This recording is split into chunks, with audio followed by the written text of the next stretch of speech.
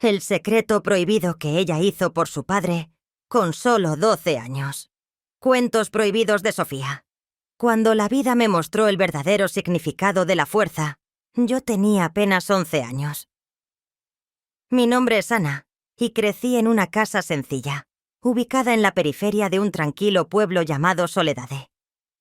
Mi padre, Pedro, siempre llevaba una sonrisa en el rostro, a pesar de las marcas que cargaba de tantas batallas enfrentadas. Mi madre partió cuando yo tenía apenas 7 años, víctima de una enfermedad implacable que no permitió despedidas. Desde entonces, éramos solo nosotros dos.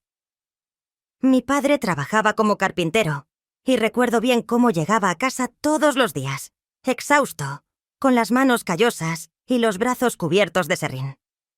Aún así, nunca dejaba de envolverme en un abrazo vigoroso y preguntarme sobre mi día. «¿Cómo te fue en la escuela, hija?», decía él tan pronto cruzaba la puerta. Ese era mi momento favorito, porque, independientemente del cansancio que cargaba, sus ojos siempre brillaban al escuchar mis historias. Pero todo cambió en el invierno de mi 11º cumpleaños.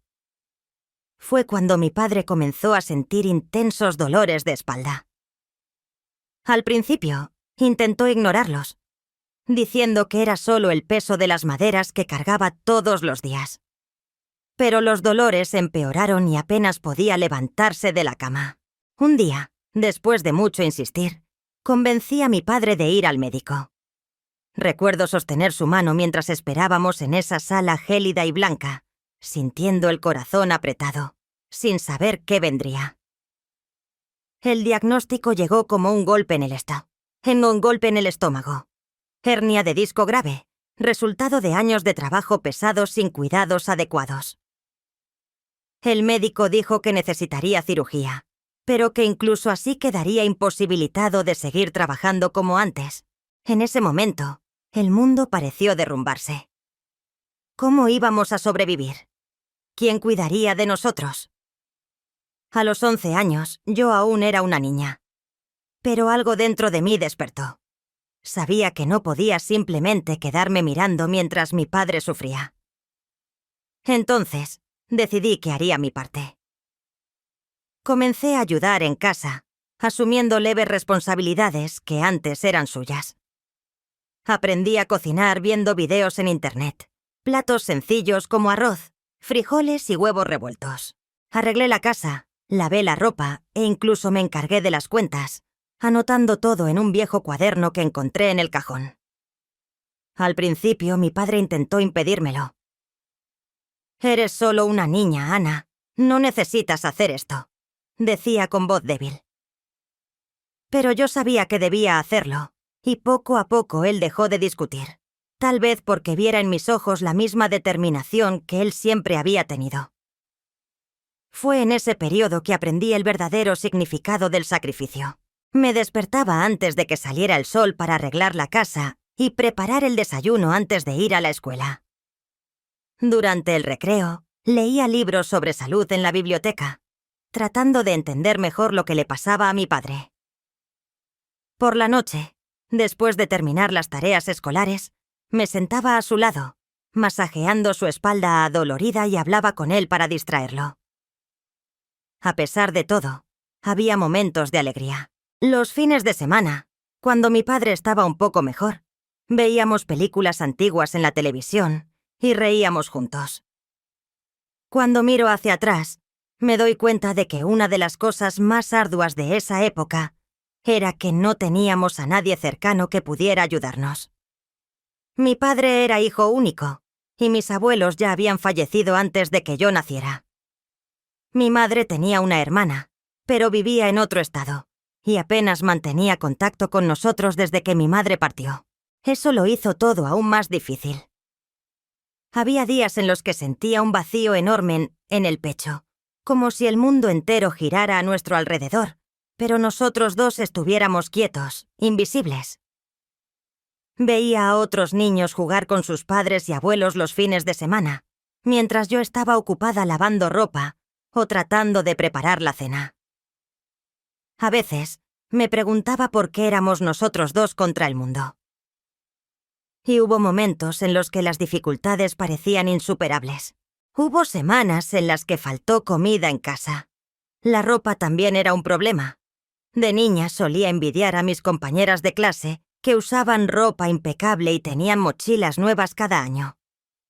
Mi ropa, por otro lado, estaba gastada en los 996 codos y tenía remiendos tan visibles que algunos niños se burlaban de mí. Recuerdo una vez en que una niña señaló mi zapato, que tenía la suela medio despegada, y dijo: «Pareces una mendiga». Esas palabras me dolieron tanto que lloré, escondida en el baño de la escuela, pero lo que más me dolía era ver a mi padre sufrir. Él nunca se quejaba, pero yo sabía que se culpaba por nuestra situación. Una vez, lo encontré sentado en el porche por la noche, sosteniendo un álbum de fotos anticuado. Estaba mirando una foto mía con mi madre, tomada poco antes de que ella enfermara. Sus ojos estaban llenos de lágrimas y murmuraba algo que no pude entender. En ese momento, sentí que él cargaba el peso del mundo en sus hombros, y yo quería desesperadamente aliviar esa carga. En el invierno, recuerdo cuando ni siquiera las gastadas mantas lograban calentarme por completo. Aún así, había leves momentos de luz en medio de la oscuridad. Una vez, una profesora de la escuela notó que había estado usando el mismo vestido durante semanas, y discretamente me entregó una bolsa con ropa usada de su hija. «Tal vez te sirva», dijo con una sonrisa amable. Esa ropa no era perfecta, pero significó mucho para mí. Sin embargo, lo que más me marcó fue la sensación de ser diferente a los otros niños. Mientras ellos hablaban de fiestas de cumpleaños, viajes y regalos, yo solo podía pensar en cómo haríamos para llegar al próximo mes. Durante las fiestas de fin de año, mientras otras familias celebraban con banquetes e intercambio de regalos, nosotros celebrábamos con un modesto plato de pasta y un abrazo apretado. Pero, curiosamente, fue exactamente esa diferencia la que me moldeó. Cada dificultad, cada privación, me enseñó algo valioso. Aprendí a valorar lo que realmente importa: la salud, el amor, y que, incluso cuando el mundo parece estar en tu contra, siempre hay una manera de seguir adelante, especialmente cuando tienes a alguien a tu lado. Mi padre y yo no teníamos mucho, pero nos teníamos el uno al otro, y al final, fue eso lo que nos mantuvo firmes durante los momentos más oscuros. Él siempre decía: «Ana, eres la persona más valiente que conozco». Esas palabras me daban fuerzas para continuar, pero yo sabía que necesitábamos ayuda, y fue entonces cuando algo inesperado sucedió. Fue en una tarde lluviosa cuando ella llegó, como un rayo de sol en medio de una tormenta. Yo estaba en la cocina, tratando de arreglar la estufa rota, algo que no hacía muy bien, cuando escuché golpes en la puerta. Era doña Clara, nuestra nueva vecina. Ella era una señora mayor, siempre amable, pero nunca nos habíamos acercado mucho. Sin embargo, ese día entró con una mirada preocupada. «Mi niña, escuché que tu padre está enfermo y que son solo ustedes dos. Vine a ver si puedo ayudar», dijo sosteniendo una canasta llena de frutas y panes frescos. No encontré las palabras adecuadas. No esperaba tanta generosidad. «Gracias, doña Clara. Esto nos ayudará mucho», respondí, sintiendo que los ojos se me llenaban de lágrimas. Pero doña Clara no se detuvo ahí. Comenzó a venir regularmente, trayendo comida, ropa limpia e incluso medicamentos que conseguía gratis en la farmacia del barrio. Con el tiempo, también me presentó al padre José, de la iglesia local, que organizaba una campaña para ayudar a familias en situaciones complicadas. Gracias a ellos, logramos pagar algunas de las cuentas médicas de mi padre y asegurar lo básico para sobrevivir. Además, doña Clara me enseñó cosas que no sabía, como coser e incluso cómo cuidar el jardín y tener un huerto modesto. «Eres una niña especial, Ana. Llegarás lejos en la vida», decía mientras me enseñaba a plantar albahaca en una maceta en el porche. Pero el momento más trascendental llegó cuando el padre José me llevó a conocer a una médica voluntaria que atendía en la comunidad. Se llamaba doctora Mariana y tenía una clínica sencilla pero acogedora. Cuando supo mi historia, no solo ofreció tratamiento gratuito para mi padre, sino que también me animó a soñar en grande. «Ana, tienes un corazón enorme y una mente brillante», me dijo un día, mientras la observaba examinar a mi padre. «¿Por qué no piensas en ser médica? Podrías ayudar a tanta gente como yo». Esas palabras quedaron grabadas en mi mente. Hasta entonces, solo pensaba en sobrevivir, en cuidar a mi padre y mantener nuestra casa funcionando con el poco dinero que él recibía de ayuda. Pero allí, por primera vez, comencé a imaginar algo más colosal. Comencé a soñar con un futuro en el que podría hacer la diferencia, tal como la doctora Mariana lo hacía por nosotros. Con la ayuda de todos, las cosas comenzaron a mejorar. Mi padre se operó, y aunque aún necesitaba cuidados, estaba más fuerte y podía ayudar en tareas ligeras en casa. Yo seguí estudiando con dedicación, decidida a sacar buenas notas y algún día conseguir una beca.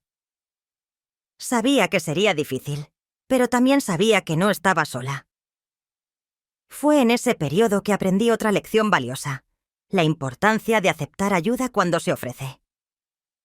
Durante mucho tiempo, pensé que tenía que hacer todo sola, que era mi responsabilidad cuidar a mi padre y de nuestra casa. Pero me di cuenta de que las personas a nuestro alrededor querían ayudarnos y que eso no significaba debilidad, sino fortaleza. La fortaleza de reconocer que somos parte de una comunidad. Y fue esa fortaleza la que me impulsó hacia el siguiente capítulo de mi vida. Los años que siguieron fueron una mezcla de lucha, sacrificio y esperanza. Tenía apenas 12 años cuando comencé a soñar con ser médica, pero sabía que el camino sería largo y lleno de desafíos. Sin embargo, algo dentro de mí, tal vez la misma determinación que me hizo cuidar de mi padre a los 11 años, me decía que lo lograría. Poco a poco fui construyendo mi trayectoria. En la escuela me esforcé como nunca antes. Estudiaba hasta 5 o 6 de la mañana, altas horas de la noche. Mi padre, aunque débil, siempre estaba a mi lado, animándome. «Serás una médica increíble, Ana», decía con los ojos brillantes de orgullo. Esas palabras eran todo lo que necesitaba para seguir adelante. Pero no fue fácil. Había días en los que quería rendirme. Las cuentas seguían siendo ajustadas y tenía que equilibrar los estudios con las tareas del hogar y los trabajillos que hacía para ayudar económicamente. A los 14 años, comencé a vender dulces en la escuela, brigadeiros y pasteles sencillos que aprendí a hacer con doña Clara. Sin embargo, el mayor obstáculo llegó cuando terminé la secundaria. Sabía que necesitaría una beca para estudiar medicina. Pero las oportunidades eran escasas. Fue entonces que la doctora Mariana, esa mujer que había cambiado mi vida años atrás, reapareció.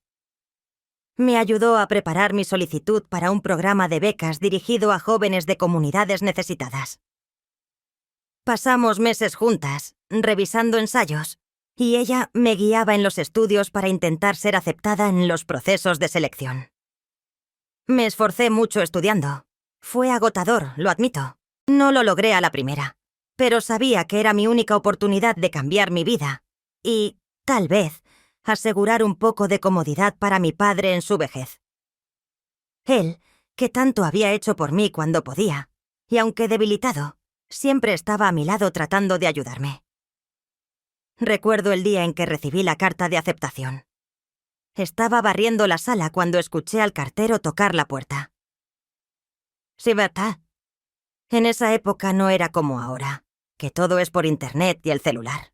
Temblando, abrí el sobre y leí las palabras que cambiarían mi vida. «Felicidades, has sido aceptada para una beca completa en la carrera de medicina». No pude contener las lágrimas. Corrí hacia mi padre, que estaba sentado en el sillón de la sala, y le mostré la carta. Me abrazó tan fuerte que parecía que me iba a romper. «Siempre supe que lo lograrías. dijo con la voz entrecortada. Los años de universidad fueron intensos.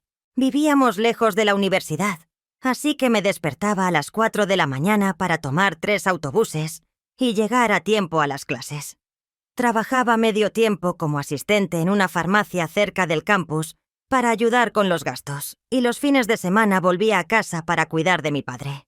Había momentos en los que sentía que no podría lograrlo, pero siempre encontraba fuerzas en los recuerdos de mi padre luchando contra el dolor, en doña Clara siempre ayudándome y en la doctora Mariana creyendo en mí. Y entonces, finalmente, llegó el día de la graduación. Estaba vestida con la toga, con el diploma en las manos, cuando vi a mi padre en la audiencia. Estaba más anciano, con el cabello canoso y arrugas profundas en su rostro, pero su sonrisa era la misma de siempre. Cuando nuestros ojos se encontraron, él levantó el pulgar y me guiñó un ojo. En ese instante, experimenté un llanto tan intenso que utilicé la mitad de la caja de pañuelos que doña Clara me había proporcionado. Después de graduarme, decidí regresar a mi ciudad natal. Podría haber ido a prestigiosos hospitales en otras ciudades, pero mi corazón pertenecía a esa comunidad que me ayudó cuando más lo necesité. Abrí un consultorio sencillo en el barrio donde crecí, ofreciendo atención accesible para personas que, como nosotros, no tenían recursos para pagar por cuidados médicos. Mi primer paciente fue mi padre. Lo examiné cuidadosamente. Le receté los medicamentos adecuados y me aseguré de acompañarlo personalmente. Él se rió y dijo, «Nunca pensé que mi hija sería mi médica». Pero para mí, ese momento fue mucho más que una consulta. Fue la realización de un ciclo. Con el tiempo, el consultorio creció. Contraté un equipo reducido pero dedicado y comencé a ofrecer charlas gratuitas sobre salud en la iglesia local. La doctora Mariana, ya retirada, venía a visitarme de vez en cuando y siempre decía, «Estás haciendo exactamente lo que deberías hacer». Hoy, a los 39 años, puedo decir que he cumplido mi sueño. Tengo una vida cómoda y mi padre vive conmigo en una casa amplia y tranquila. Aún disfruta de visualizar películas de antaño en la televisión. Y ambos continuamos riéndonos de las mismas tonterías. A veces, mientras desayuno con él, pienso en cómo todo podría haber sido diferente. Pero sé que cada obstáculo, cada sacrificio, valió la pena. Esta es mi historia. Una historia de amor, resiliencia y gratitud. Si pudiera retroceder en el tiempo para expresarle algo a esa niña de 11 años, que comenzó a cocinar y cuidar de la casa de manera independiente, le expresaría solamente esto. Eres más resistente de lo que crees y todo saldrá bien.